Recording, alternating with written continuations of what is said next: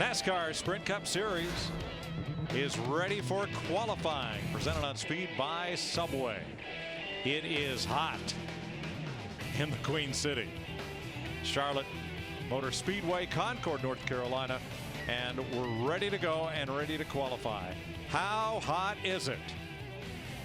It has chilled to a balmy 86 degrees, and there's the track temperature in sun and in shade, and yes, that will play a factor as we roll through this qualifying session. 4 cars to go home, 47 car field, so knockout qualifying has a little added extra meaning with a couple of added cars in the show.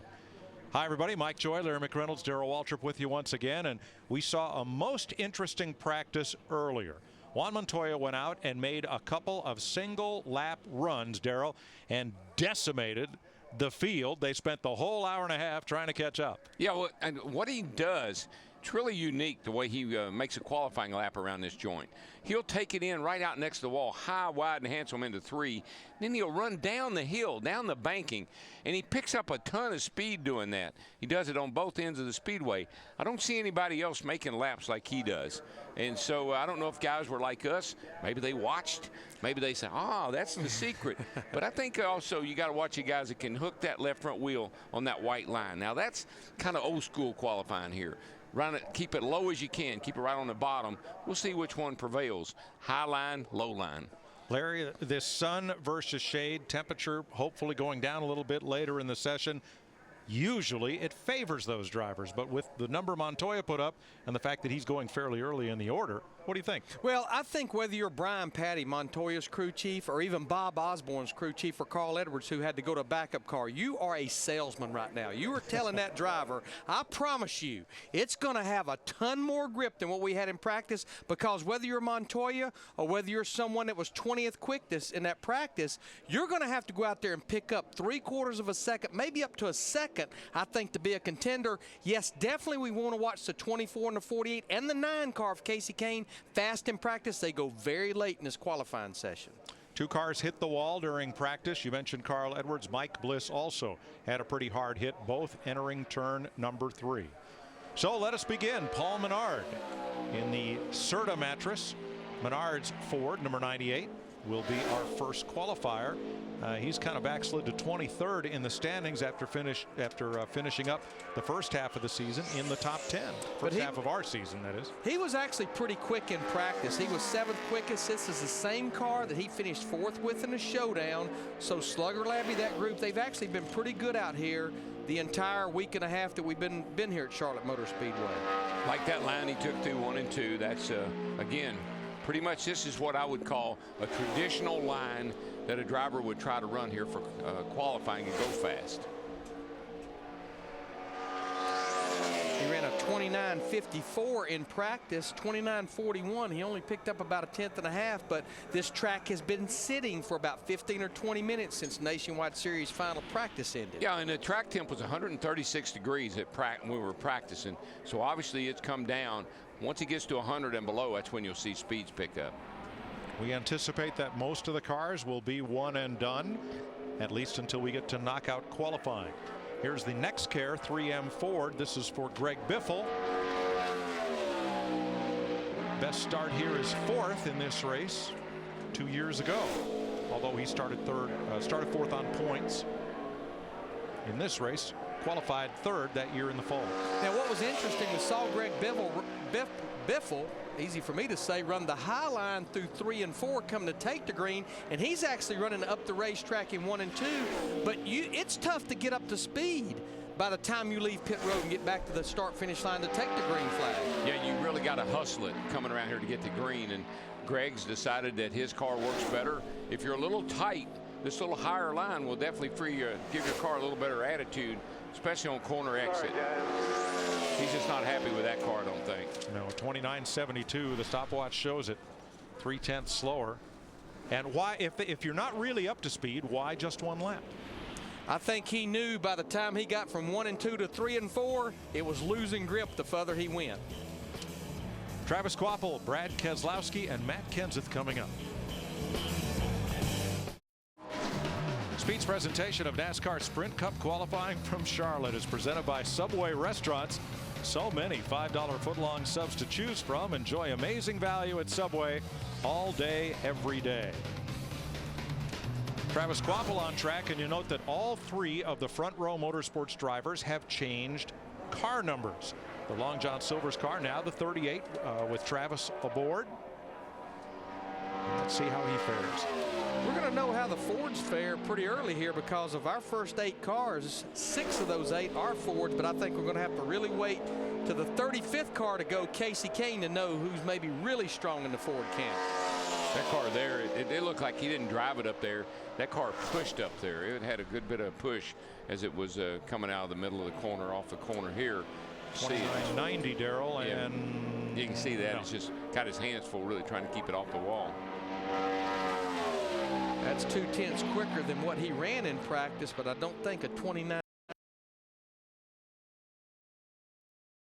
There's where the car really just sort of shoots up the hill with him, and he's not doing. I think he's doing that intentionally. Second lap is slower by a 10th. Dick Berggren with one of the real veterans here, Mark Martin. They say qualifying here is a white knuckle affair. Is it?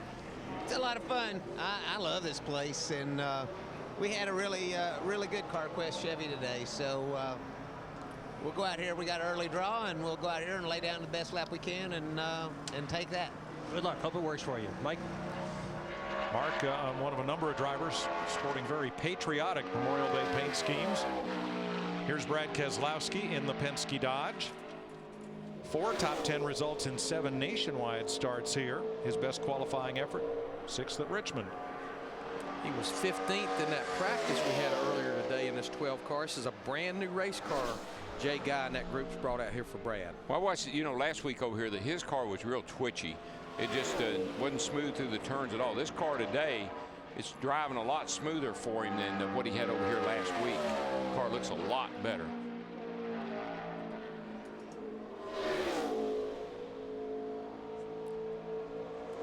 Had a really good car in the All-Star race the other night, but the handle just went away late in that race on him. Ended up finishing 7th. He goes to 2nd in this qualifying at a 29.57. It's a 10th pickup from what he ran in practice. Looks like he'll be the first driver to play 2. Don't expect, unless you really mess up that first one. Oh no! Whoa. Oh no! Pow! Oh no! I mean, you could see that starting to happen in the middle of 3 and 4, and Uh-oh! Watch out there in the qualifying line. Yeah, that's when we widen out, you'll see just how close he is to those cars. Foreshortened by the camera lens, but I would say that's about 20 feet from Kyle Busch's car. 20-25 feet, no more than that. so even though he's 2nd quickest, it will be all for naught other than pit selection, because they will have to go to a backup car. This thing slaps the wall pretty daggum hard. And Darrell, he was about a groove up from where he went through there the first time. Yeah, that is a man, and that's right there at the end of the safer barrier too. I think he caught more concrete than he did barrier. And boy, right here, this wasn't looking too promising either. He's headed right for the car sitting over there in the qualifying line. This thing just snaps out from under him, and when he tries to catch it, she just corrects into the wall. Now, he didn't get much of the safer barrier at all, maybe with the rear bumper. And that was hard. That was heavy impact. Right about there, he does a very smart thing, keeps the car locked down, trying to get that slide stopped, and does.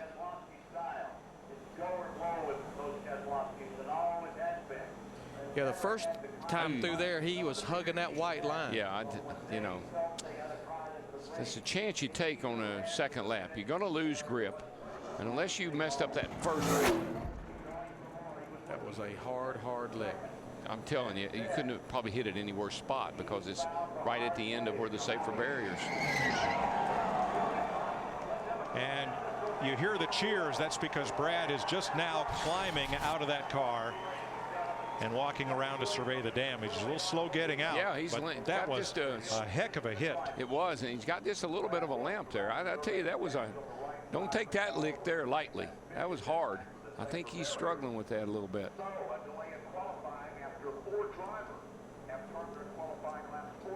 So Brad Keslowski is okay after a hard hit coming out of turn number 4. Let's go down to the grid and Dick Bergman. And we're with Martin Truex. And what a roll you are on. You win the pole at Dover, then you come back, win the showdown last week, finish second in the big show. What's going on, man? Well, things are going well. Pat's doing a great job with Napa Toyotas, and all these guys are doing really good. So we've been having a lot of fun lately. Got a little momentum, like you said. Hopefully we can keep it going and better that finish last weekend by 1 this weekend. Oh, it's nice to see a spring in your step the way it is now. Going to take a little while to clean this up. Brad will go and get checked out. The helmet and Hans device routinely are taken by a safety worker for a look at by NASCAR's technical staff.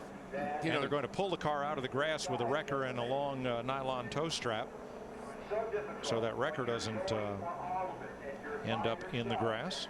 Another concern I have too, Larry, is that these guys, there's Coach Gibbs, certainly had a great weekend last weekend. See, he had a busy Saturday evening or Sunday morning, though. He a lot did. of meetings, I would imagine. He did. He put out a few fires last weekend, but he's good at it. Quite a mediator, and we'll have that story as the weekend goes on. But my point was going to be about these guys some of these guys just got out of their nationwide cars, and they hop in these cup cars to go out to qualify, and there's a totally different feel between the nationwide car and one of these cup cars. That's not easy to do. That's a good point, Darrell, and Brad was one of those double-duty drivers. Nationwide practice was just concluded about half an hour ago. It's back down to Dick. Well, the Coca-Cola 600 is one of the most demanding of all the NASCAR Sprint Cup races, but 6 drivers have earned their first ever point-paying win here. Bobby Labonte is one of those. How is it that in a race as tough as this one, the rookies seem to do so well? I don't know. I saw a little bit of that stat this week, and it is pretty amazing. And I mean, it's a great racetrack and I wouldn't change the 600 miles here. Some other places I might change the shorter race, but for 600 miles here, it's awesome. And you know, when you get to mile marker 500, I mean, you still got 100 miles to go, and a lot of things happen. And I was very fortunate when I won my race here. Kenny Schrader was leading the race, and he broke with after 500 miles. Yeah, after 500 without 30 to go, and I was really nervous at that point in time because it's like, okay, now are we going to be next to break? And luckily we weren't. So, what a cool race to win, though. Yeah, but you've come close on some other occasions as well. Yeah, I have, and I think I finished second here two other times, and was leading. I had fast car all the time, and it just slipped away. But anyway, it's a tough racetrack. It's a lot of fun. You start off with a little bit of daylight. Your car could be really one way or another. Then at the end of the race, you better be right. All right, sounds good. Thanks, buddy. Of the 6 drivers who've won their first race in the Coke 600, 5 of them are entered in Sunday night's race. David Pearson scored his first win here, went on to win 104 more. You know, Matt Kenseth, that was actually Matt's rookie season in 2000, and he won here. You come to Charlotte, you want to be David Pearson. Now they're going to take the crew chief of the 17 for a ride around to look at the track, make sure it's okay, and report back to his driver, Matt Kenseth, who is next to go. Pearson won a dozen poles here. Was it 12 in a row? In a row, yeah. In a row. Yeah. Back when your 4 lap, not the fastest of 2 laps, but you had to run 4 laps. He won a total of 14 poles at Charlotte Motor Speedway, 12 in a row. Wow.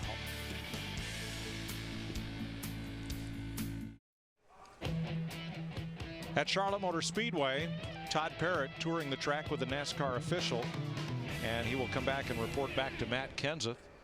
There are, to Darrell's point, there are 16 double-duty drivers in this race who just finished nationwide practice and now are about to go out. Who's driving that truck? In Cup qualifying. I think that's Hoss Berry driving. Big Hoss, you're yeah. right. But you know, there's a lot of guys right now. Nobody wanted to see anybody hit the wall qualifying, but there's guys loving the fact this track is getting cooler and cooler, and more shade is encompassing it. True. Dick? With Dale Earnhardt Jr., who has raced at this speedway in the top NASCAR division since 1999. So you know all about what happens when this racetrack goes from the sun and into the shade late at night. Do you have to change the way you drive the car, or is it all a matter of setup changing? Well, there's a lot less grip when the sun's out, especially for some reason on this racetrack. This is even before they paved it, it was real bad. Around 1 o'clock, 3 o'clock in the afternoon, and things just get so slick. You just have to back everything up, back up your throttle and your entrance and everything, and slow the corner down a little bit. All right. Good luck in qualifying tonight. At the moment, turn 4, the front stretch, and turn 1 is shaded. Turn 2, the back stretch, and turn 3 in full sun. As the Jeremiah Weed, number 17 of Matt Kenseth, comes out on track. That is a new liquor product from the makers of Crown Royal, and Jeremiah Weed was the man who invented the formula, so we're told. Tell you what, Matt did a good job. He got a great run through 3 and 4 coming to take the green, because you saw our little tracker right there dead on the pole right at the time he got to the start finish line to take the green, and he looks like he's going to have about close to 2/10 in the bank over Paul Menard. Top of the chart quickly, 29.18, 185 miles an hour. Pretty nice lap. And there's that 3/4 of a second pickup that we were talking about at the top of the show. I just think the heat and the fact this racetrack sat for 15 or 20 minutes hurt those first 4 or 5 guys. Turns 3 and 4, it's like going out and getting a suntan, except you get sunburned because the banking turns the up in the air there, and the sun just beams on that end of the racetrack until it goes down late in the evening. Now you saw Kenseth ran a pretty similar line on lap 2, but the stopwatch didn't like it, 0.6 of a second slower. You just every set of corners you get to, you lose additional grip. Every one of these cars has a magic lap in them. It's just a matter if you can find it, get it or not. That's the big thing. They got the horsepower. You can get the thing stick to the track for 1 lap. You can turn a great time. Carrying the Air Force colors on his number 19 Ford, Elliott Sadler. He is the track record holder set here in October of 2005. Yeah, that was a 27.948, 193.2 miles per hour. He just had to, that killed his, he was up so high that he actually had to get out of the throttle, but that's going to kill his coming to take the green lap. And this car may not be handling to suit him because he just seems to be extremely high on the racetrack. And that's sad because this car was right up there most of the practice, and was all said and done was 4th quickest with this 19 car. And the fastest Ford. We're told Brad Keslowski has been checked and released from the care center after his crash. Shattered the front wheels way too much. Yeah, I tell you, just not looking good at all. He's the first car to slow down from what he practiced. 29.67, 4th of 6. Let's join Chris Devoto with Brad. Well, Mike, we saw the race car had damage. You were limping a little bit, Brad. Any damage to you, and any regrets taking that second lap? Yeah, definitely some regrets taking the second lap, but I'm all right. It's just a shame. This was a really fast race car, and just got to work on and get another one going. Thanks, Brad. Yeah, that was a brand new race car. I think I had mentioned that, but as he was making his first lap, so not a lot of laps on that car. The kid shook up a little bit too, Larry. I mean, it tore up his brand new race car, and I think that was a pretty heavy hit. Yeah. Very, very heavy. Marcus Ambrose, the Kingsford Charcoal number 47 Toyota, spent the week road race testing, and here we are, 4 nationwide and 1 Camping World Truck Series starts here at Charlotte Motor Speedway. You know, back to Brad Keselowski and the double duty guys, the longest cup race and one of the longest nationwide series race, you're going to run a total of 900 miles in those 2 races. Yeah, Kyle Busch at Dover 2 weeks ago, he ran 800 miles in 3 days. Races, right. Good lap for Marcus. Slipped a little bit off 4, dropped him down to a 42, just 100th behind Paul Menard. So he is 3rd on his first lap. It's a good pickup. That's about 7/10 from what he ran in practice. 29.4, P3. Don't say that, Frankie. Say stop. That's good. Frankie Kerr is crew chief. You're not a fan of these second laps, are you, Larry? No, if you're a go or go homer like you mentioned, Mike, and you have to go or go home, run it, but don't just run it for the sake of burning tires and fuel. Ambrose drops 3.5 tenths on lap 2. David Reagan and the fastest man in practice next. David Reagan in the UPS Ford will be our 8th qualifier, looking for his first top 25 start here in more than a year. And let's catch up with Dick Bergman. With Matt Kenseth, fastest man in Charlotte at least so far. Did you get everything out of the car that you wanted to? Yeah, out of 7 cars, Spin for Reagan out of turn 4. He stays off the wall and brings it to a halt. Yeah, for the time of day. Just, I was a little bit worried about this car. It didn't look that happy in practice. And as you can see, is certainly not happy now. And that was coming to take the green. Let's go back down to Dick with his teammate. Well, you were watching that match, Kenseth. What'd you make of that 6-car spinning like that? He did a good job not hitting anything once he started spinning. The track is pretty slick. Obviously, that's a good lap for this time of day. I think an hour from now it won't look that great, but really good for this time of day. We picked up about 7/10 from practice. The first 3 cars ran about the same as practice. So Chip and Todd made a lot of great changes on our Jeremiah Weed car, and we're able to get a good lap out of it. And the crew chief, Todd Parrott, was just here, and he said that as well. He was happy, too. Now, David Reagan has come behind pit road. He has not taken the green flag, but he is off the track. This car is just free. It's almost free right there getting in the corner, and it just keeps getting worse on him. It was just sort of halfway spun out as he entered into turn 3.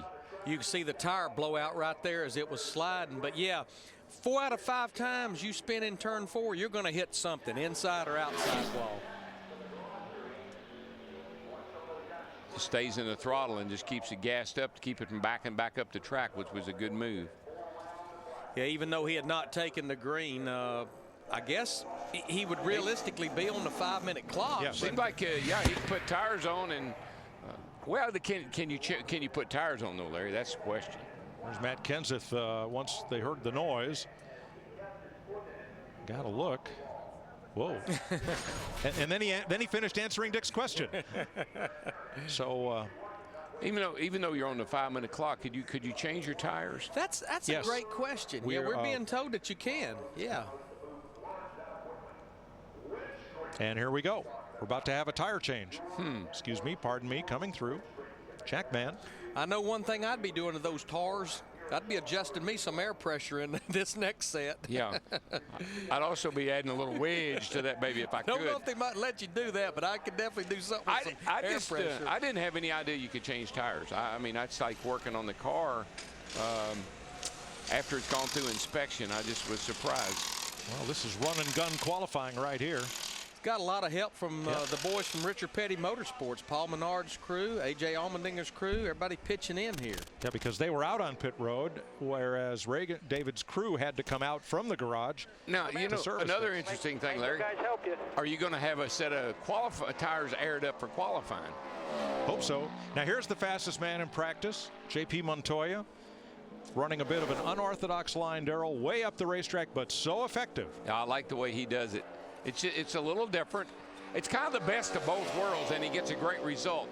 He takes it in nice and high up here, but then he kind of always tries to find a way to run it down the hill, more in 3 and 4 than in 1 and 2. You'll not so. Did he scrape that wall? But you can see this just keeps growing. Now he had 2/10 in the bank in practice.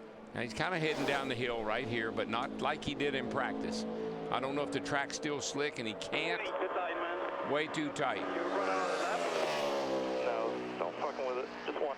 29.24. That is 6/100ths off pole. He was too tight and he couldn't run it down the hill like he did in practice. He had to keep it up high. Matt Kenseth still quickest. Montoya now second. Matt Kenseth quickest. Montoya second. We heard a little in-car chatter with some inappropriate language. Apologize for that reaching the air. As Jamie McMurray comes out to make his qualifying lap. Bass Pro Shop Chevy. Won here in his second Cup start. That was back in 2002. He led 96 laps. It has been about 3 years since he had a top 10 start here, though.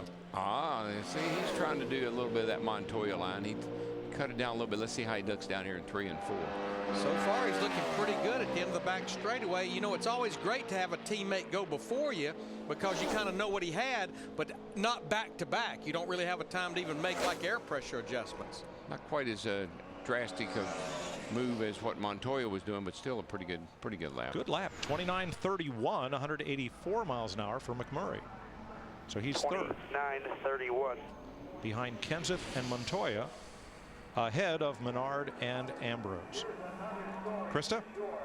Montoya talking to his crew, explaining what his car was doing on the track. We saw how slick it was. Was the track conditions about what you expected? It's weird because the entry of the corner was like a lot of grip, and come off the corner and there's just no grip. You know, we ran the same speed as practice. Could have run a little bit faster. I had to lift a little bit out of 4. You know, it's a shame. We have a really good race car. It's just a little too tight there. All right, thanks, Juan. Yeah, I honestly felt like he would run down in the 28s pretty easily. Yep. Mark Martin, 50 starts at Charlotte Motor Speedway. The first came in 1982. Now you watch where he runs. He qualified top 5 for both races here last year. Right on that white line. Traditional, old That's school, right. That's stock car style. He's always done that. He was 6th quickest in practice. He's pushing toward about a 10th better than Matt Kenseth right now with 3 and 4 to go. Right. Boy, he picked up that gas, Darrell. That's the line. I mean, he flew through the middle of the corner. Top of the chart, 29:02. P1. That spanked him. You heard him say it was loose. I think he picked up the throttle so hard in the middle, he had to backpedal just a little bit on the exit. You got to be loose to run low like that. And I think the guys that are running up there high, it's because they just can't get their car cut to the bottom. That car was right where I figured it would be. David Reagan with 2 minutes left on the 5-minute clock. A lot of help from other crews to get him to the line to make his run. Tomorrow it's a home game for NASCAR Trackside, celebrating Memorial Day weekend in Uptown Charlotte with Greg Biffle, Brad Keslowski, and Richard Childress. Trackside from Charlotte tomorrow, 7 Eastern, only on Speed. We'll be in Uptown Charlotte tomorrow night. Right there at Trade and Trine. It's us. Dale Earnhardt Jr. with another of the patriotic themed paint schemes on his National Guard Chevrolet. Speaking of that trackside show, just quickly, that's one of my favorite shows we do. That crowd down there on Speed Street for the race weekend is awesome. It's the biggest crowd we have all year. It's like a sea of people. Biggest crowd we have all year. It's going to be a pretty decent lap for Dale Earnhardt Jr. It's going to put him 4th quickest in that 88 car. 29-29. 29, Dale. Good pick up from practice. Dick Berggren. Hamlin, what we're seeing tonight with people spinning out and having problems in qualifying is typical of this night. Why is it people get in such trouble on qualifying night for the Coca-Cola 600? It's tough to say. I think a lot of people really expect the track to pick up a lot of grip during this time, but you know, it's so slick. It seems like it's still slick because guys aren't really picking up as much as what we thought. So it's tough to say what's really making it happen. That is, maybe it's just the nerves that we get during qualifying here. All right, you be careful out there.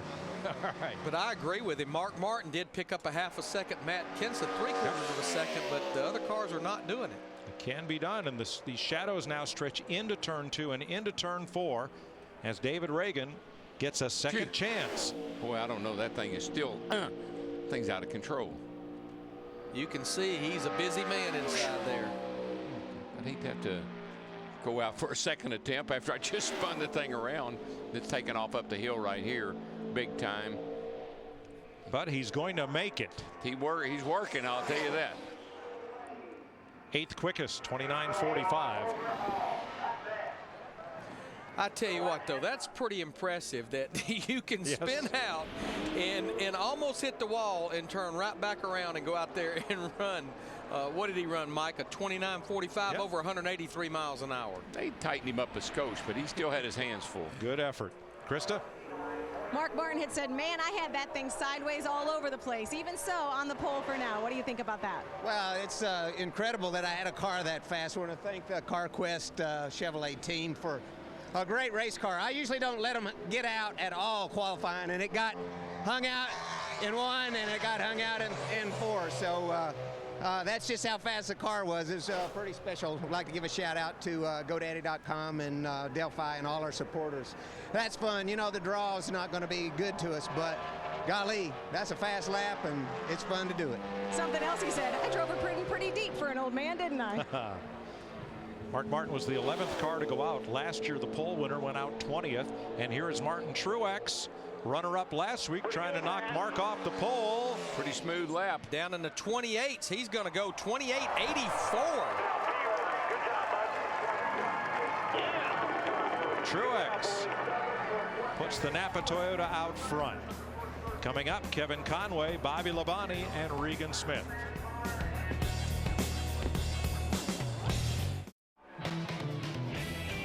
Kevin Conway in the extends Ford, and as we told you, the Front Row Motorsports team moving some numbers around so that Conway is now driving the car numbered 34. And in the release this week, they said we're no longer 3 separate teams. Kind of, they didn't say Rick Hendrick style, but the Hendrick approach is we are one team running 4 race cars. Now Front Row organized as one team running 3 race cars. And there's a rookie contender, Kevin Conway. Well, whether you're a big team or a small team, there's strength in numbers. We know that.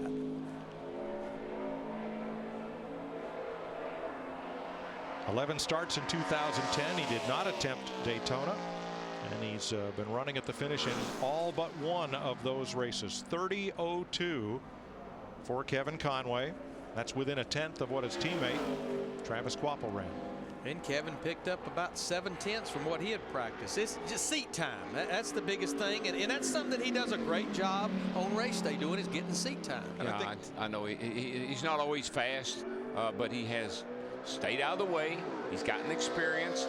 Hadn't heard anybody in there in that garage area complain about Kevin Conway being in my way or doing something wrong. And he's as fast as his much more experienced teammates. Exactly.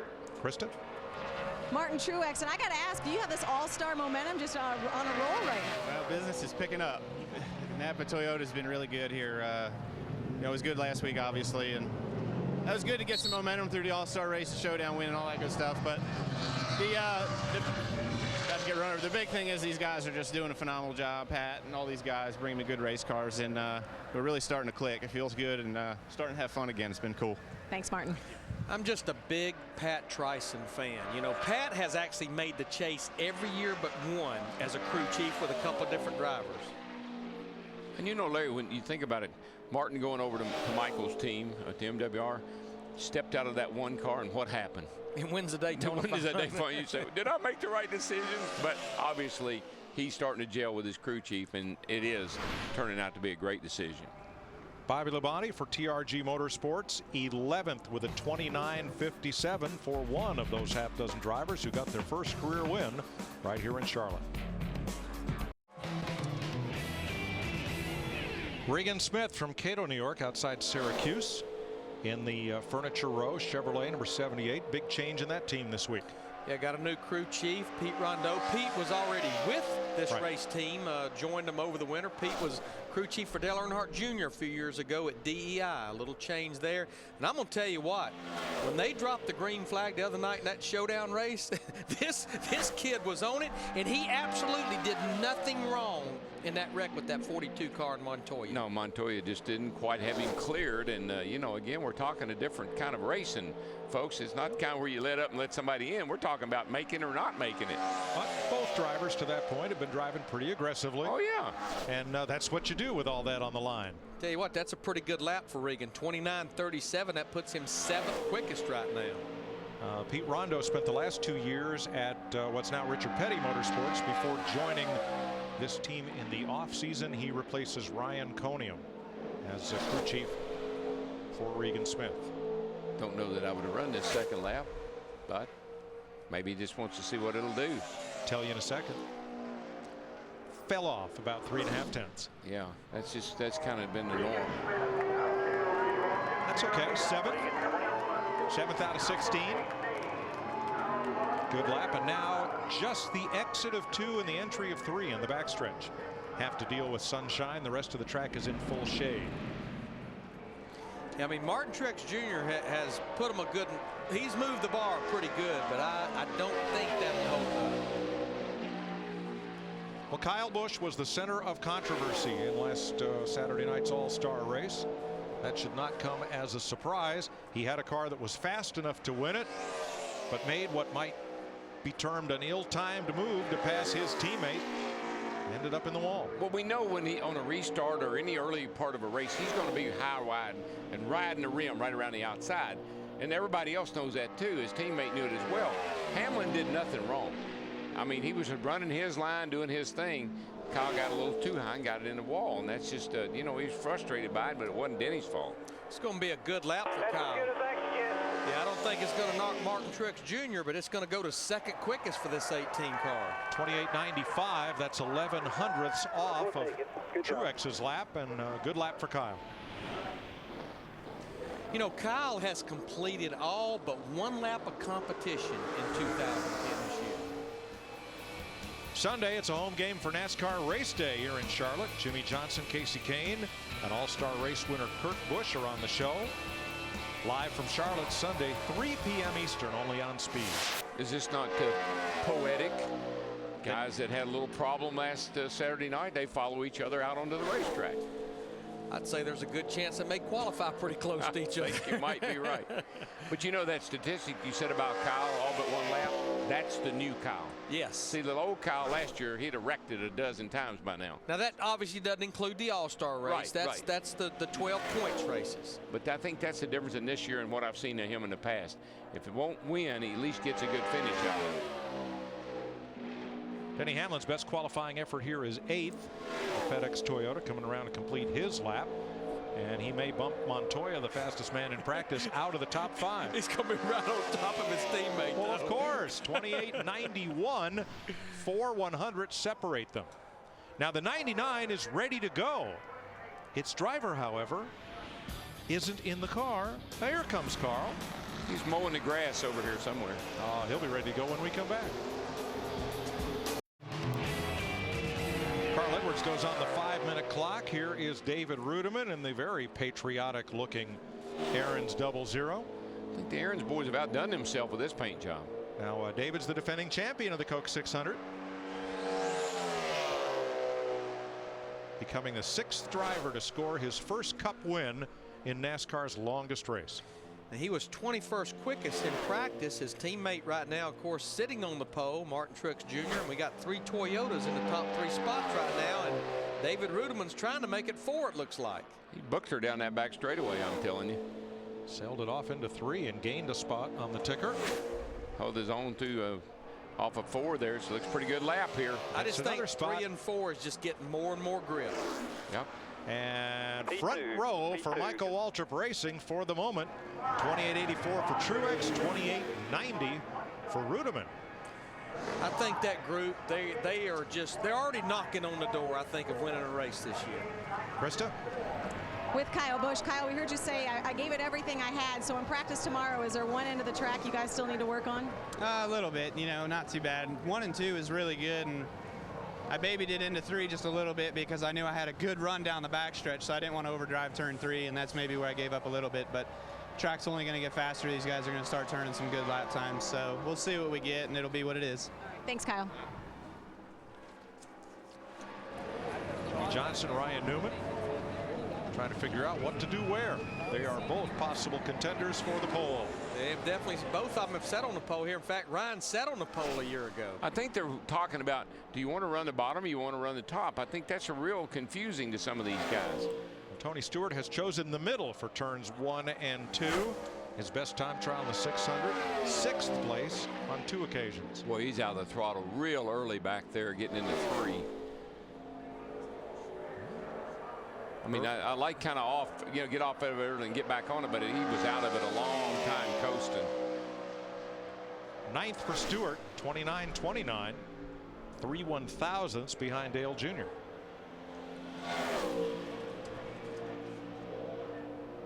This is a brand new car that Darian Grubb and that group have brought here for Tony. And remember, Darian Grubb won this Coca-Cola 600 3 years ago with Casey Mears, the 25 Hendrick car. True. So right now it's a Toyota front 4 as Stewart finishes up lap 2 slower by 4/10. Truex, Reutimann, Hamlin, Busch are the front 4 right now as 2 of the Joe Gibbs teammates have a friendly conversation.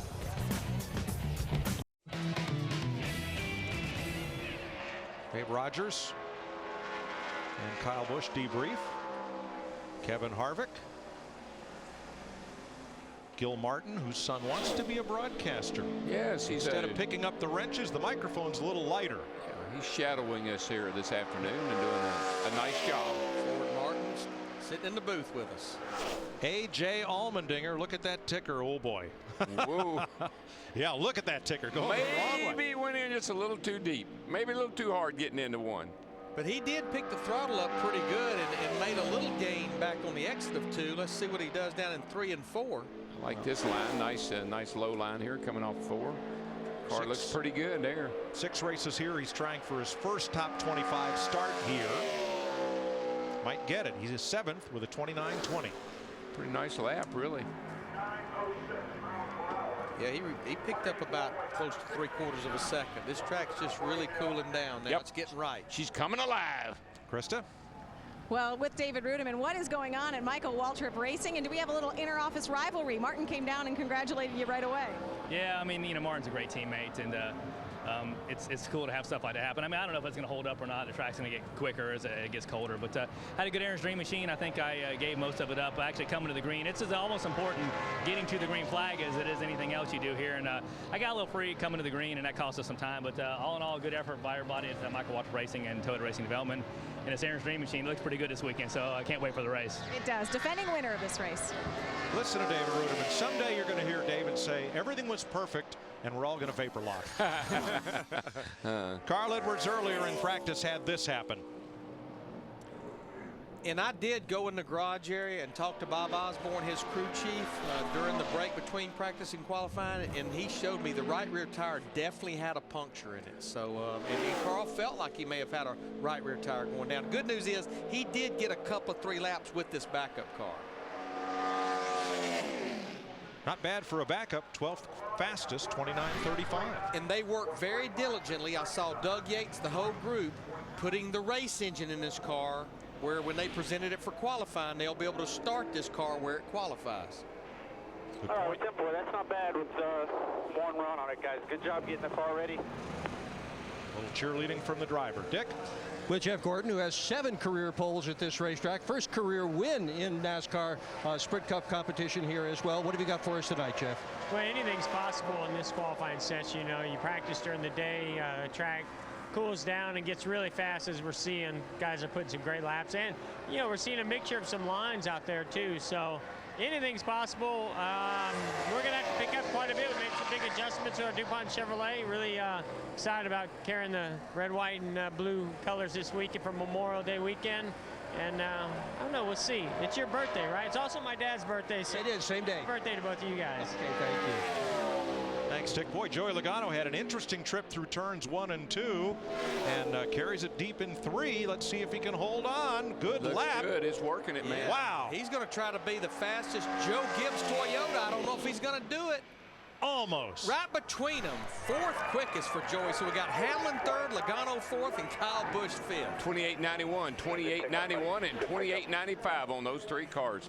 Hey, Joey's not a teenager anymore. He turned 20 on Monday. Yeah, and Van's not either. He's turned. Smile, well, Coach. You got 3 out of 5. While we're talking birthdays, Marvin Panch, one of the NASCAR greats of the 1960s, 84 years old this week. Happy birthday, Marvin. And he gets around. I see him a lot. And, he comes to a lot of the races, and he's a great, great guy.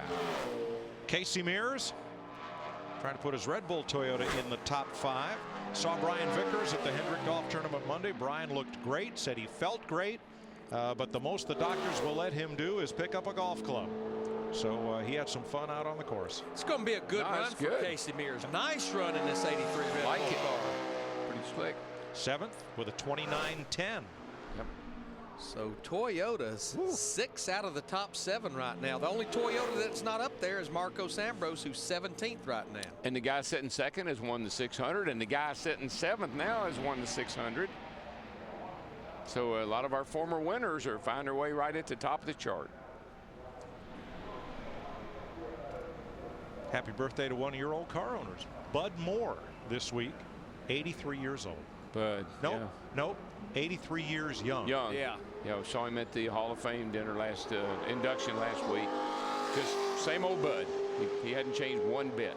World War II veteran, and for many, many years, a winning car owner in NASCAR with the number 15. You drove for him, Bobby Allison, Dale Earnhardt, Buddy Baker. They all won for Bud. Yep. Yeah, I actually thought they had a fire in the infield a little earlier this afternoon. It was Dick Berggren's birthday cake with the candles on it. Your name Myers? Gosh, I can't, Larry. Now listen, Please. Myers is bad enough.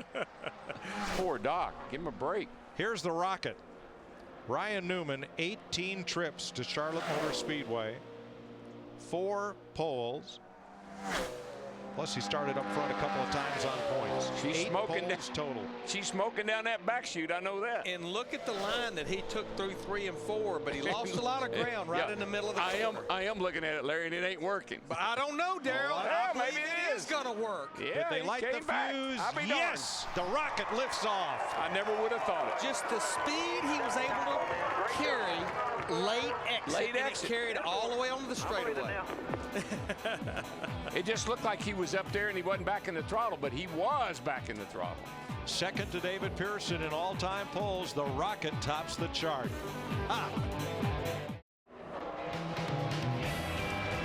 Ryan Newman has ended the Toyota stranglehold on the first 2 rows as Robbie Gordon comes out in his own Toyota. Robbie looking for his first top 10 start at Charlotte. Now, if you could do the Memorial Day double and run the Indy 500 and the Coke 600, Robbie would be the first one in line to say, I'll do it. But since they moved the start time for Indy later in the afternoon, it's no longer possible to start both races in the same day.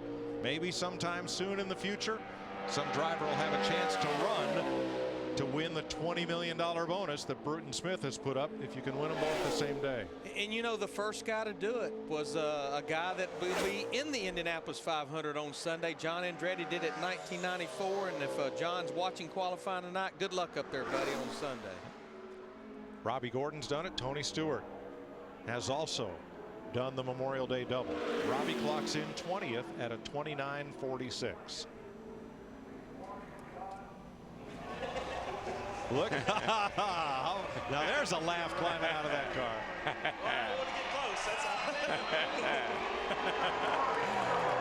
Now that was a laugh. I ran my quick lap in qualifying. That's what I told him. Like, well, he ran the top practice. I need to be fast practice. See, they're just discussing the line. You know, that says, I think it's got a lot of guys confused. It's all about the line, isn't it? Well, we'll watch the line of this next car because he was pretty quick in practice in this 48 car. And the track is now completely in shade. The sun is no longer a factor as the Lowe's Chevrolet of Jimmy Johnson comes out. He is a 3-time pole winner here in Charlotte. Whistling by here, I can tell you. Oh, yeah. Back in the gas. I mean, look how much ground that thing picked up late exit down that back straightaway. I mean, he's going to have definitely some work to do in 3 and 4 if he wants to get up there in that 28.79 range. He did it, picked up that throttle. Larry, right there. It's just like with Newman. You say he can't do it, he can't do it. He lost it a little bit off. Didn't have good grip late exit. And ends up third with a 28.88. Krista is with the rocket. Yes, I am. And down here, Martin Truex come over, having a few words with you. But let's talk about that line. The guys upstairs, they were questioning it, wondering if that was the right place to be. So far, it appears to be. So far, so good. It was a great run for the U.S. Army Chevrolet, and I hope it holds up. That was the most courageous lap I could probably ever had around here. But I told the guys I was going to stick to what I ran in practice, and that was the top side. I watched what Juan did. He was up pretty good off of 2, all the way down into 3, and just didn't get 3 and 4 quite right. And he was the best car by far in practice. So it was a good run for us, and we'll see what we can do in the Coca-Cola 600. With U.S. Army colors, courageous runs kind of go hand in hand. Hey, Mike. Krista, do you have a license to drive a bus or what? What are you talking about? The one you threw all of us under about questioning his line. Oh, we were. Hey, listen, I was too, but it sounds a lot better when I say you guys. There's more credibility with you guys. Not anymore. Kevin Harvick in the Pennzoil Chevy. Here's our Sprint Cup point leader. Not been Kevin's better tracks. He ends up 13th quickest in this 29 car on his first lap. What'd you think about that there, Mr. Martin? Kevin has 5 top 10 starts here in 18 races. 13th at the moment. Sprint brings you an inside look at what's happening now inside the NASCAR Sprint Cup Series. Top speed, Ryan Newman, 187.5. 28.79 seconds. For more, check out NASCAR Sprint Cup Mobile at sprint.com/speed. Clint Boyer in the Cheerios Chevrolet. has had only one top 10 start here other than when we've started by point standings. This is a good lap. Looks good. Back. Oh, yeah. Too loose. Just having to backpedal that throttle a little bit. Just couldn't nail it. You see right there, 197 miles an hour off into turn 3. And look at the tracker pick up. Wow. And look at the backup. Oh, gosh. All right, they heard you the first time. You have so much hope. And then you end up 8th. So all told, not a bad lap with Clint Boyer loose on exit with a 29.02. Krista? With Jimmy Johnson. So, okay, the guys upstairs got mad when I said that they were questioning Ryan Newman's line. So I'm going to say I was totally questioning your line. What was going on up there? It's funny, before I got in the car, I stopped by Ryan, and I followed him in practice, and he ran the top and was second quick, and I ran the top and was third quick. And I asked him what he was going to do, and he goes, man, I was going to ask you that. So I was joking with Chad before I rolled out, watched 39, and it worked. And I said, all right, buddy, make the call. Where do you want me? And, you know, the bottom always prevails in most cases. Well, not today. So I took the bottom, and the car was good. Maybe a little too loose, but I got a good lap, and certainly proud of, you know, this great-looking race car behind me and all the hard work that's gone into it today.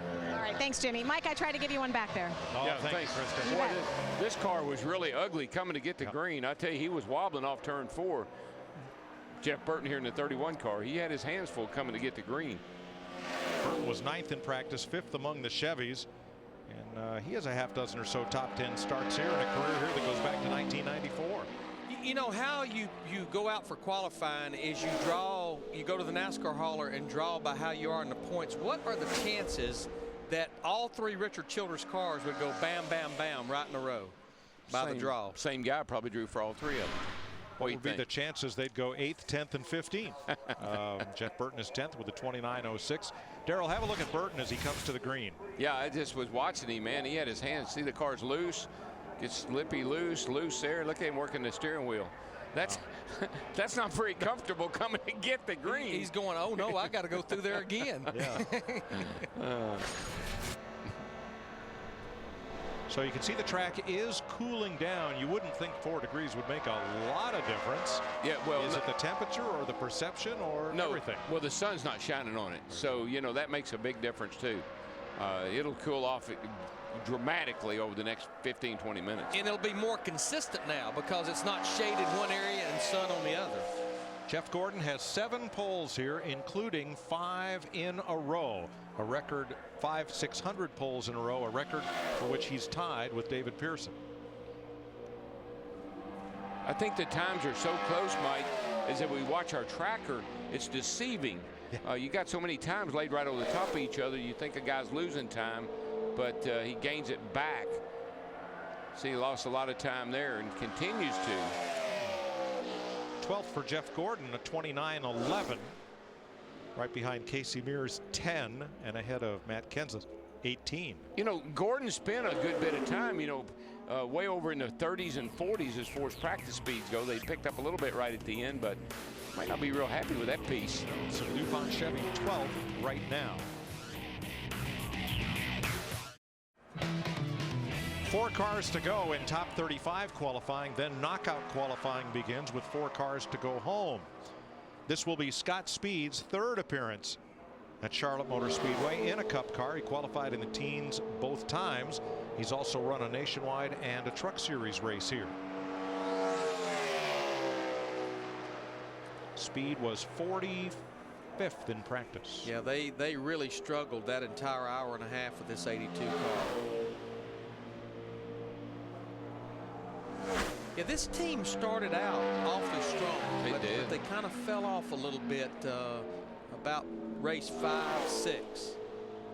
He and Menard were like the surprise of the early part of the season, and they've both kind of fallen off the pace a little bit. Scott Speed, good lap, 16th at 29.25. That's a huge pickup from practice. Yeah, he picked up over a second from what he ran. He ran a 30-30 in practice right there. Well, whatever was wrong, they fixed it. Yeah, well, he picked up a half second, and the track picked up a half second, so they compromised. going to go ahead and run this second lap, but you see it's going to be well off from what he ran lap one. About everybody's lost close to half a second, the ones that's run the second lap. For 5 years, Tony Stewart's invited championship caliber drivers and friends to his famed Eldora Speedway for an all-star charity dirt late model race. This year, Speed will give you an exclusive countdown pre-race special, looking at preparations, practice coverage, and much more. Catch the Prelude to the Dream Countdown show Wednesday, June 9th, 6 p.m. Eastern, only on Speed. And check with your cable or satellite provider on how to see the race and make a donation to charity. Every one of those guys that go to that race, some of them build their own cars, some of them buy cars. They drive for car owners and builders. Clint Boyer's got a couple of cars he's fielding for guys. They take that very seriously. Are you going to drive anything different and unique in this pre-race as you did a year ago? Yeah, but they haven't told me what it is yet, but they said it's really cool. I'm hearing it's a surprise. It's supposed to be a big surprise, like the water truck with flames on it. Or that thing you drove last year. Yeah, hacksaw or jigsaw or whatever the name of it. That thing was crazy. Sam Hornish Jr. making his 5th appearance at Charlotte Motor Speedway in a Sprint Cup car. And looking for his first top 15 start here. Outside pole sitter at Texas. 11, P12. And you hear the time. He is 12th fastest.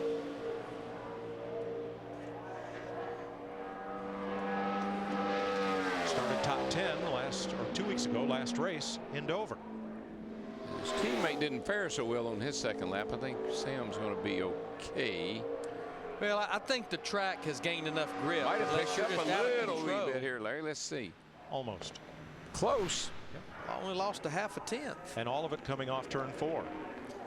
Now these next two guys, which will be the last of our top 35, I think we'll have to keep a pretty close watch on those, Kurt Busch and Casey Kane. Here is the Blue Deuce.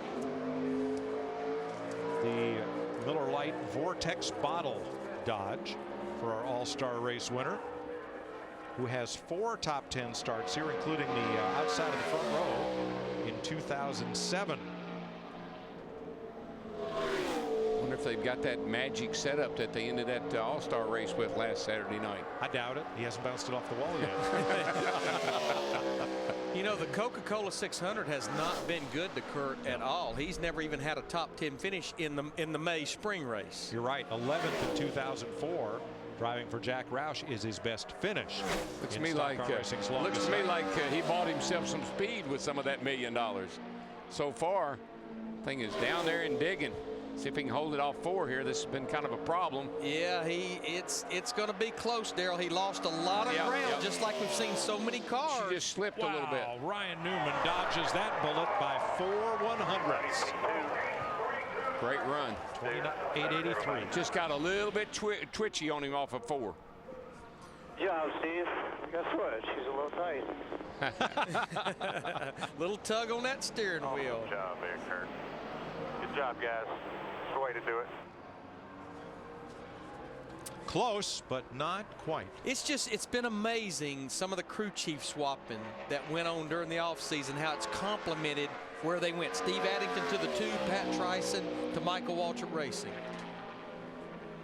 And here comes Casey Kane. Budweiser saluting America's armed forces on the hood of Casey's Ford. 3 front row starts here and 8 top 10 starts in 12 appearances.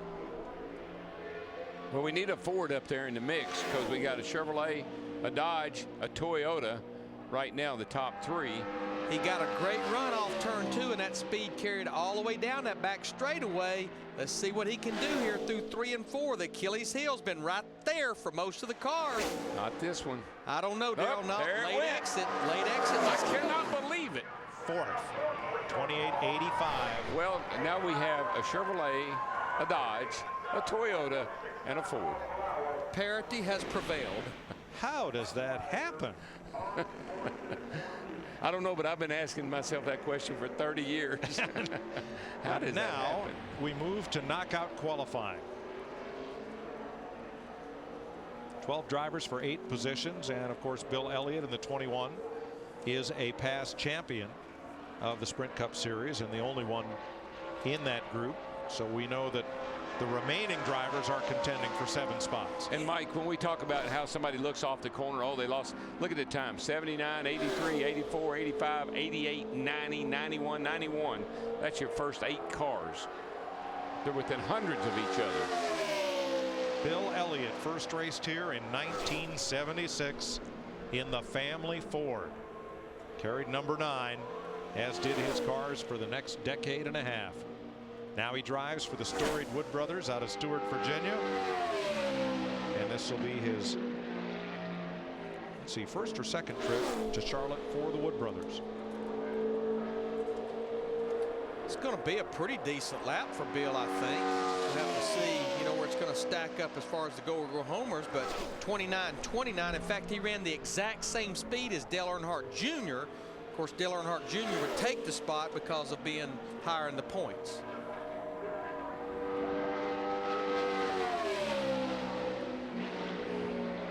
You know, you just think about these go or go home guys, that they all 12 of them, they have optimum track conditions, and they're sitting there debating how much more grip does this track have from when we practiced earlier, knowing they're going to have to really step it up. Yeah, it's bad enough to know that you're going to be in the race and try to put down a good lap. It's really tough when you're not sure if you're going to be in the race and have to put down a good lap.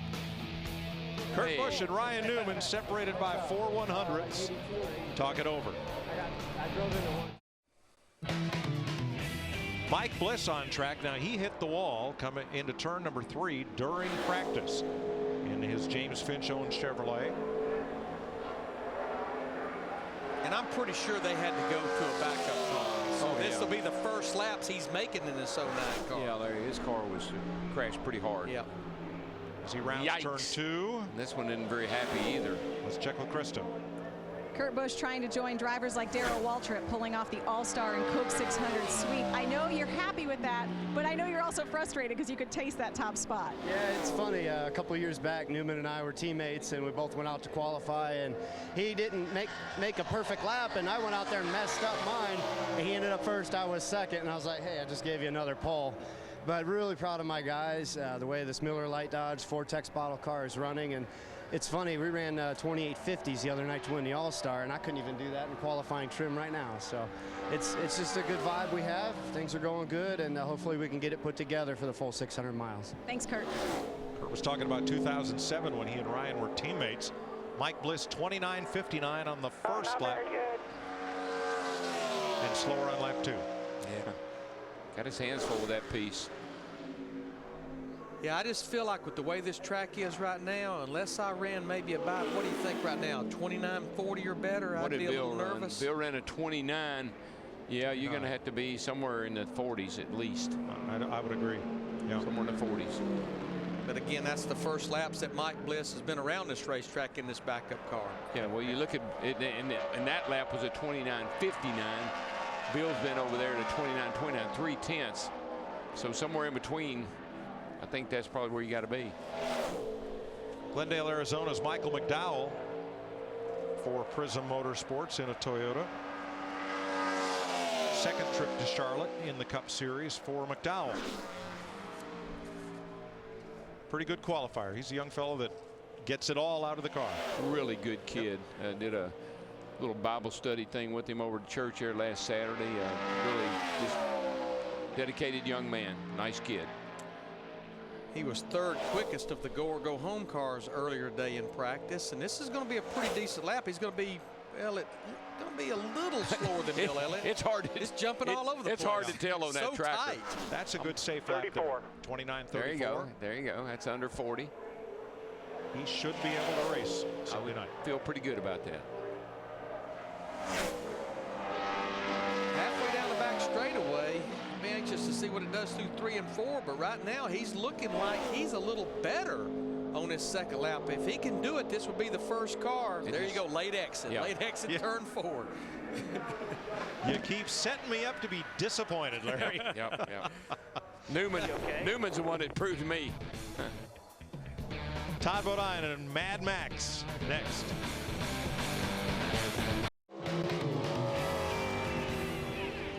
Todd Bodine from out of the Camping World Truck Series, the Little Joe's Auto Sales Toyota for Larry Gunselman. will be our next qualifier. Todd ran over a decade here in Cup before moving to the Truck Series. 6 top 10 starts in 18 races with 1 outside pole. That came driving for Travis Carter in the 66. Yeah, and in practice, he was just right there on the borderline of our go-home guys. Been giving this old car a pretty good ride, really.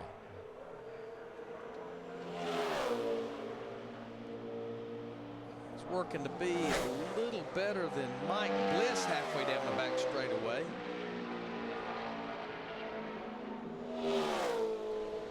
Sent it into turn 3, didn't he? Tell you what, this is actually going to be a pretty decent lap for this 64 car. Right on top of Michael McDowell, a 3.40 to a 3.42. Wow. And you know what? We got a ways to go, but those 2 1,000s could be huge. 3.40, yep. Pretty nice little run there for the young man. I think that's a good safe lap. Yeah, for the old onion. Yeah, I'm feeling better about the 3.40 than I am the 3.42. And the second lap falls off a bit. If it puts you ahead of somebody, that's a better. That's yes, a good deal. Regardless of what the stopwatch says. So Bodine is the second fastest of the go or go home group, second to Bill Elliott, who we know will be in the race on the Champions Provisional, or I mean, certainly he'll be in there on time with that lap of 29.20. Yeah, next car out is Max Pappas. You know, and Max was pretty good in practice. The fastest go or go home guy. If he can back it up here, a lot of pressure though on these guys. Just remember that. The Geico Toyota, Pappas trying to make his 3rd appearance at Charlotte. Last year he started both races, but he's had trouble on the shorter tracks. He missed the show at Richmond and Dover, but has rebounded nicely in practice here.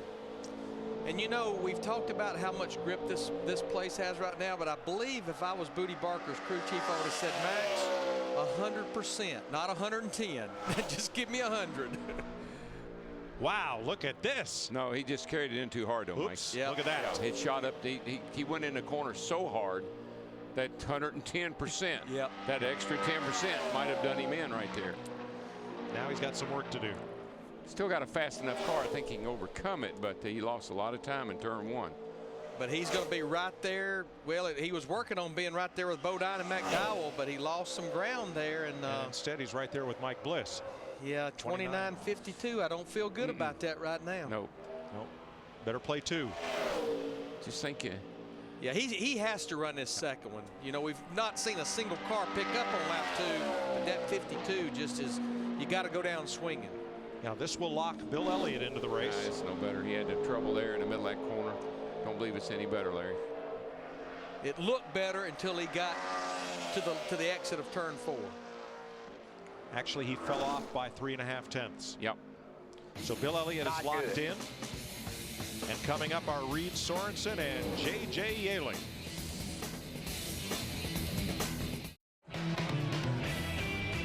Brian Newman continues to talk to the media and well-wishers there at the Sunoco pumps. He is right now the fastest at 28.79 as Reed Sorensen from Atlanta takes to the track for Braun Racing. Sorensen has 8 Cup starts here, 1 top 10 start, and a 4th place finish here in this race in 2007. You know, talk about Ryan Newman, Larry. I'm surprised that's a little slower than the cars ran here last year. These are grippier tires. The cars have definitely gotten better. Thought they would have been a little quicker Now, is that tonight. slower than they ran in May? In May, yeah. Okay, yeah, okay. Ran 192 here last fall. So I thought they'd be a little quicker than that, but been pretty hot. Newman went out 25th when there was still a little bit of sunshine on the track. 29.48. And that will be 33rd. He is faster than Pappas and Bliss, but slower than Bodine and McDowell. Oh, stepped down distance go, showing him right there. But that 48 to that 52, that could be pretty huge right there, because, you know, we've still got a good, 6 guys to go. Right. So we're halfway through the knockout qualifying. Well, 48, I'd call that borderline. 3 and 4. That will lock Todd Bodine into the race Sunday night.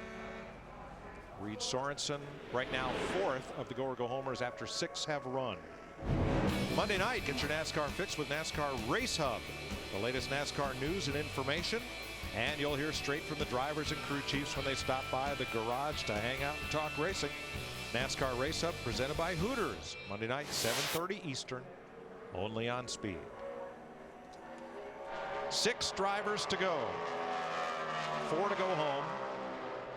J.J. Yaley in the number 46 Dodge.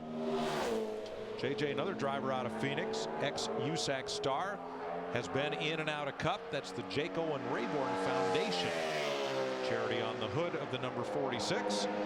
J.J. was pretty good in practice. No, he stayed up in the top 20 there for a long time during practice. He was giving his car a really nice ride earlier in the day. Now, as long as you can be to the left of our green stripe right now, that represents Michael McDowell in that 55 car. You would be locked in if you can be to the left of it. He's right there on top of it, flirting with it right now. Got to get a good launch off that corner. That tracker's not very dependable off that corner. And good news for JJ, he is faster than Reed Sorensen, Max Pappas, and Mike Bliss, but he is not faster than Michael McDowell, so McDowell could lock in right here. Yeah, right now, Yaley, Sorensen, and Pappas are right together at a 46, a 48, and a 52. Yep. Tight.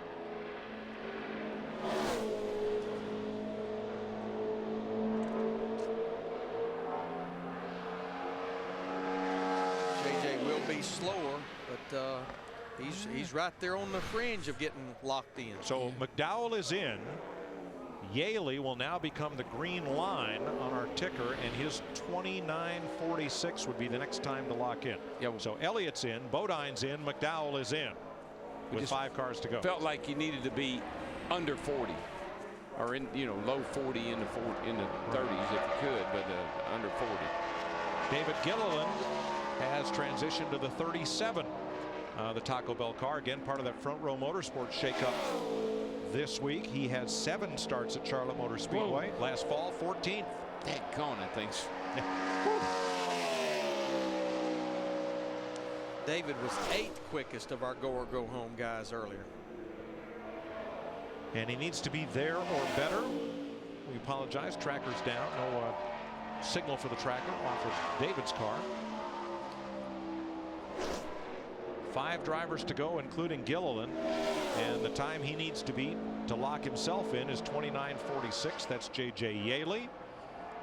Thing was sliding up off that 4th turn. See what kind of time. Did it. Good lap. Yep. Yeah. 29.33. Gilliland is 25th overall, 2nd of the go or go homers. He will race on Sunday, and that leaves the bottom 4 as Yaley, Sorensen, Pappas, and Bliss. Got Front Row Joe coming up next. He ought to go pretty decent, I think. Strimmy, Blaney in the 66, usually pretty stout. Sauter in the 36, so we'll see if any of these guys have got what it takes. Well, we will start sending cars home now. Yeah, it's knockout time. 4 drivers to go, and the slowest 4 right now, Yaley, Sorensen, Pappas, and Bliss. Joe Nemechek from Lakeland, Florida. Started outside pole here in his 2nd trip to the Speedway, driving for Larry Hedrick. And he's made a total of 29 starts in a Sprint Cup car at Charlotte. I think Joe will go pretty good, don't you, Larry? I mean, it's normally a good qualifier. Yeah, I mean, you're not going to have better track conditions. You know, one thing about this place, once you get into the nighttime, as humid as it has been, you'll start getting a lot of dew. So the time right now is perfect. The difference between getting in and going home right now, 14 100ths between Yaley and Bliss. But Nemechek is well out in front of that. He is wheeling it. He's working on a top 15 qualifying run. It's not going to be a top 15, but she'll be the fastest go or go homer right now. I'll say. 18th, the 29.21. Good enough. 29.21. Way good enough. That's Felipe Lopez there, smoking another cigarette and sending Joe on into the race. And sending Mike Bliss to the house. 3 cars to go. Speed's presentation of NASCAR Sprint Cup qualifying from Charlotte is presented by Subway Restaurants. So many $5 foot-long subs to choose from. Enjoy amazing value at Subway all day, every day. David Stremme out of Indiana. driving the number 26 for Bill Jenkins out of Vermont, and Frankie Stoddard up there from New Hampshire, in a car that is here to run all the races and run all day. The Air National Guard Ford needs to beat 29.46 to lock in. 6 100ths between getting in and going home right now. He's going to be right there in amongst that group that we've been talking so much about. And I think he's going to be on the wrong end of them. He's got to go, because a 56 for David Stremme sends him to the house. He has to better 56. We need a 10th. He has to better Max Pampas's 52 to have a chance. And if he gets that 10th that Frankie Stoddard just asked for, he's in the show. Well, you know what? He is, but we watched this late exit turn forward. You're just not going to do it. Don't pay attention. Second lap is slower. Yeah. And David Stremme will not qualify for the Coke 600. So right now, and I think it's going to get tighter, a 46 will race, a 56 goes home. Max Pappas is on the bubble with a 29.52. 2 cars to go, Dave Blaney and Johnny Sauter. So right now, if you run a 48, you race. If you run a 52, you go home. 4 100ths of a second will decide it here, as Dave Blaney from Hartford, Ohio, comes out in his Prism Motorsports Toyota, trying to make his 9th start at Charlotte. Michael just texted me and said that my Basset Hound Trusty Boy, his picture was going to be on the car. And I thought it was on this car, but it's actually on the Nationwide car, the 99 car. Okay. They got a pet care sponsor on their car this week. He said, watch Trusty Boy go. I thought he was talking about on this car. That'd be on Trevor Baines. Trevor Baines' car, yeah. Yeah, but look at Blaney go. Look at this. He's working on a top 10 run. That car's always been pretty fast. He's going to be right there around Joe Nemechek, but Dave Blaney will be the fastest scorer going. Look at that. That's a 29-20. 29-20. Woo-hoo. That's awesome, the story. Buddy. Awesome job, guys, everybody. Bill. Great news for Dave Blaney. Tough break for Max Pappas. Max Pappas goes home. Phil Parsons talking to Blaney there, and poor Max going to go to the house. So it comes down to this. Johnny Sauter for Tommy Baldwin Racing is our final qualifier. Sauter trying to make his 9th start here. I believe I said 9 for Blaney. That would be 19, going for 20. So Sauter, to get in, needs to beat Reed Sorensen's 29.48. Right now, the last man in the show is J.J. Yaley at a 29.46. So 2 100ths of a second could determine this. And Johnny's going to have to step it up, because he was not that good in practice. He was 10th of our 12 go home guys. Well, for somebody that that you would want in your car to step it up, he's the guy to do it. Good little qualifier. Yes, sir. 29.488 is the magic number. That is Reed Sorensen's lap, 183.1 miles per hour. So it's Sauter or Sorensen. One will race, one will go home. And it's pretty simple. The green line is Reed Sorensen. Like the way he got down into turn 1. Let's see if he can back that up off of the corner. Didn't lose too much time there. Track is the coolest it's been this whole session right now. It's almost like you want to be 10 positions better, but right by the time here. you get there. Right here, and I believe he might have done it, Larry. Oh, he's going to have a great lap. Great lap. Looked like a good lap. 22nd for Johnny Sauter. You're in, baby. 29-27. Thank you so much. That is car owner Tommy Baldwin. Yes. Yep. And that's great news for Sauter. Not for Reed Sorensen, whose Braun Toyota goes back to the shop. So a 29.469 races, a 29.488 goes home. A 1/10 of a mile an hour. And the cars that go home are Sorensen, Pappas, Stremme, and Mike Bliss in a backup car. Ryan Newman gets his 9th Charlotte pole. He's inching up on David Pearson, his 6th in this race, which ties Pearson for that record. Dick Berggren. And those 9 poles came in just 19 attempts at Charlotte Motor Speedway. How have you been so successful in winning poles at this place? Well, I love this racetrack, first of all, but you got to have good cars, good crews. Couldn't do it without them. I mean, fast race car means a lot, especially at this racetrack. But if I win nothing else the rest of this weekend, this is for the U.S. Army soldiers and all the all the people we've lost throughout the time, and what they mean to me personally for giving us this free country that we live in. So all that aside, it was a great lap for us. Tell us about Sunday. What can we anticipate from the 39 Army team on Sunday? We had a good car last year, both races, and I feel that the U.S. Army Chevrolet will be strong. I think that we've got a great starting position, great pit selection. All things are going our direction, so it's a long race. We always say that, but it's when you got a good race car, it doesn't seem near as long. Congratulations on tonight. Good luck on Sunday. Thank you. Thanks, Dick. Ryan Newman held off all comers to win the pole over Kurt Busch by 4 100ths. 4 100ths determined the pole. 2 100ths determined who came and who went. The Rocket, Ryan Newman, has just pulled into 11th in NASCAR's all-time pole winner list. That's his 46th career pole. As you have a look at the Subway starting grid for Sunday night's Coca-Cola 600 on Fox. Oh, Larry, I pretty well knew coming off turn 4 he had it, didn't you? I mean, that line he ran, it was perfect. It was the best line anybody all day. Remember, we'll look at that top 5. Half of the Coke 600s have been won from the top 5.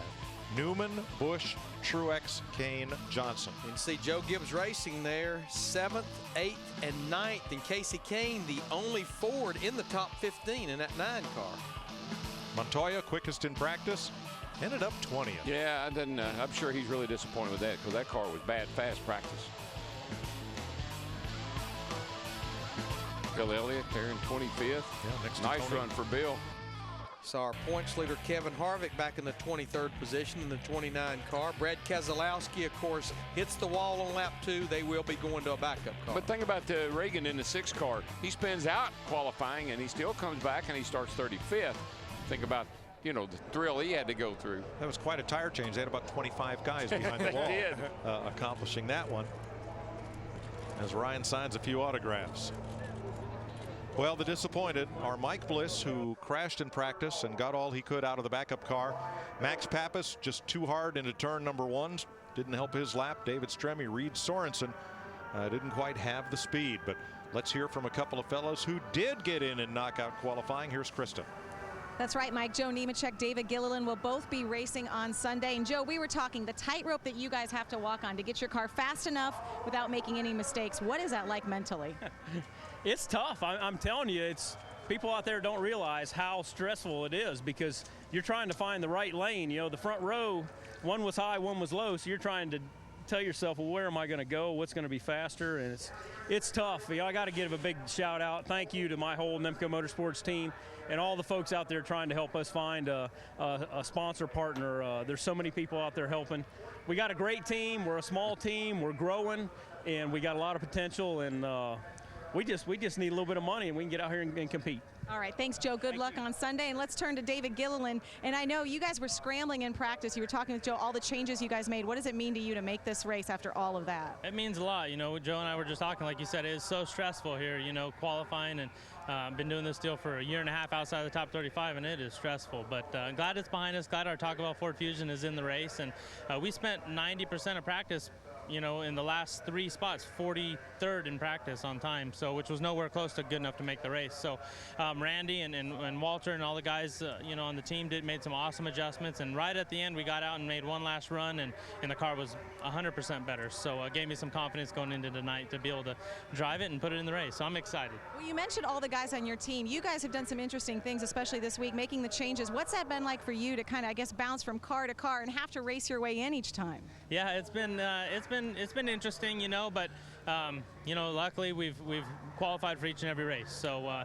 it's not always fun being the guy that has to race your way in, but we've been able to do it, and I'm proud of that, and I'm proud to be able to help Front Row Motorsports, to try and become bigger and better and more competitive as a team. Talk about a team player. David Gilliland races his way in once again. Thanks, Krista. I wonder if one of Ryan's prizes on Windstream Pole Night is that truck. That's an icon of the company. You see it up there on the billboard. Windstream is the phone company that services this area. If it is, that would be right up Ryan Newman's alley because he loves automobiles like that. Absolutely. Oh no, there's a check for $41,700. Maybe he gets that instead of the truck. Not a bad check for sitting on the pole. Sunday, NASCAR on Fox brings you Sprint Cup Series racing. David Reutimann is the defending winner of the Coca-Cola 600. Coverage begins Sunday at 5 p.m. Eastern, 2 Pacific in high definition on Fox. The track is dark tomorrow here at Lowe's Motor Speedway, but Saturday, Charlotte Motor Speedway, Saturday on Speed, all times Eastern, 9:30 a.m. You'll see nationwide qualifying, and Sprint Cup practice and final practice will follow beginning at 11:30. Interesting top 10. I tell you what, there's some stout horses up there. Like the parity, one of each. All 4 manufacturers all represented. Well, they lit the fuse and the rocket. Ryan Newman won the pole for the Coca-Cola 600. Good night, everybody.